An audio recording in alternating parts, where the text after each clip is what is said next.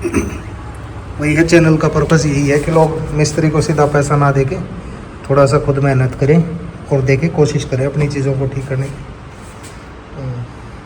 Western जो culture होता है इस तरह का। तो दोस्तों नमस्कार।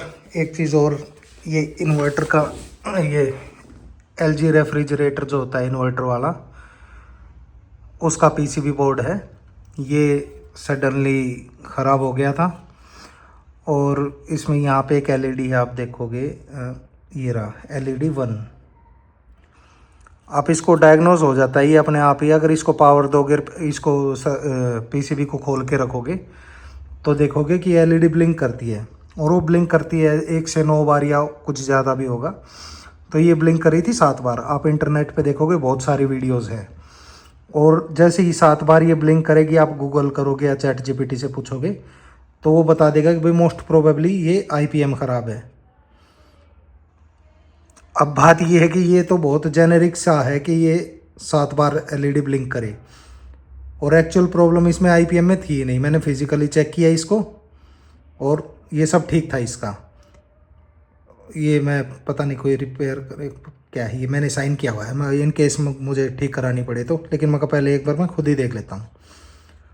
और भी बहुत सारी यूट्यूब पे मैंने वीडियोस देखी और उनमें पता चला कि ये कैपेसिटर यहाँ पे जो है, ये कैपेसिटर भी ख़राब हो जाता है। मतलब उसमें भी पहले इसी तरह से ये एक ऑप्टो कपलर, एक ये IC, इसकी वोल्टेज चेक करी और इसकी, तो ये दोनों मेरी भी ठीक थी। तीसरा मुझे फिर मैं भी डेफिनेट हो गया कि भाई ये कैपेसिटर ही हो सकता है ख़राब।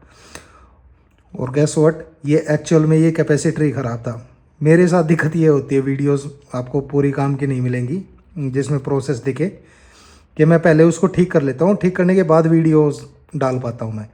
कहने का मतलब, अगर आपके पास इस तरह का कोई PCB है और 7 बार LED ब्लिंक कर रही है तो इसको तो छेड़ना ही मत, ये सबसे लास्ट की चीज़ है।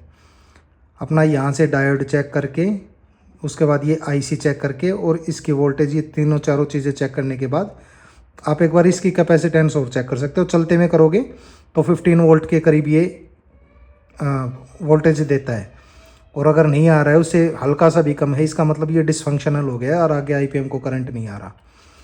अभी मेरे पास 25 वोल्ट और 100 माइक्रो ये फेरेड का नहीं था कैपेसिटर, तो मैंने यहाँ पे 63 वोल्ट और 100 का लगा दिया है। और फिर से वही बात है, ये सक्सेसफुली काम कर रहा है। वो मैंने ChatGPT से पूछा था कि भाई मैं इसको 63 वोल्ट का लगा सकता हूँ क्या? वो बोले ठीक है, कोई वोल्टेज स्पाइक नहीं होगा, कम से कम सेफ़ है, चला सकते हैं। थोड़ा बल्कि थोड़ा सा रूम मिल जाता है इसमें कि गड़बड़ हो तो ये उस झटके को उठ ले, या हो सकता है आगे डैमेज भी कर दे। मेन बात ये है कि इसका मैं 2200-2500 रुपये में मैंने इंटरनेट से पता किया था और वो शिप करने के लिए तैयार थे। पहले मैं इसको चेक करा था, और अगर ये कामयाब ना होता तो फिर मुझे मंगाना ही था। भाई गर्मी आ रही है, हालांकि ये सेकेंडरी फ्रिज है, और लेकिन ये कराना ही था इसको। तो मैं अपने 2200 रुपये तैयार रखा था, कर रखे थे, और मैं ये मंगाता। लेकिन मैंने ये अपना कैपेसिटर का लास्ट शॉट लेके देखा और ये चल गया मेरा। यहाँ पे देखो ये सोल्डिंग की हुई है, सोल्डिंग भी कच्ची पक्की लग रही है मुझे, लेकिन यार चला लेते हैं एक बार, बाद में दिक्कत आएगी तो फिर देखते हैं। तो वीडियो देखने और समझने के लिए थैंक यू। एक बार मैं वो कैपेसिटर और दिखा देता हूँ जो इसमें था ओरिजिनल।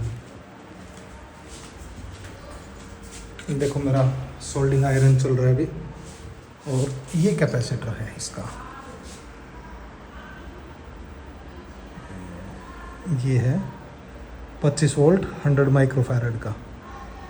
कैपेसिटेंस भी इसकी कम थी वो, तो मैंने ये बदल दिया और चला दिया। अब मैं इसको डाल के इसमें एक बार चला के और दिखाता हूँ। इसकी केसिंग में डाल दिए, अब लीड्स लगाते हैं भाई इसकी। ये तो आप देखोगे शायद ये वैसे ही मैच कर जाती है हर एक की।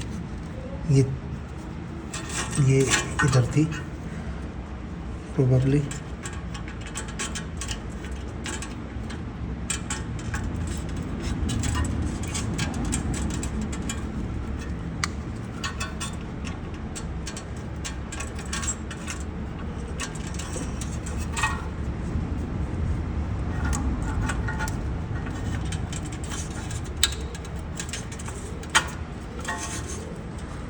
ये कंप्रेसर की है, ये पता नहीं क्या है, देख लेना। ये है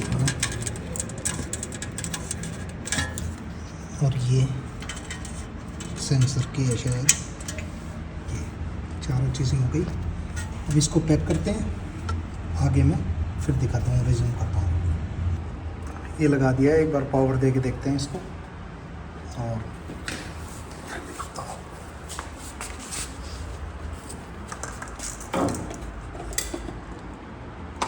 आवाज़ आई दोस्तों, बड़ी माइन्यूट सी आवाज़ आ रही है, अगर आप सुन पा रहे होगे तो।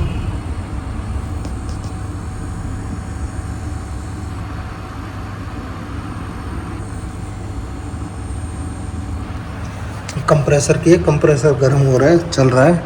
ये भी एक्सचेंजर, हीट एक्सचेंजर भी चल गया और मेरी कूलिंग भी हो रही है। तो वही है, चैनल का पर्पस यही है कि लोग मिस्त्री को सीधा पैसा ना देके थोड़ा सा खुद मेहनत करें और देके कोशिश करें अपनी चीज़ों को ठीक करने की। वेस्टर्न जो कल्चर होता है इस तरह का। चलिए, थैंक यू।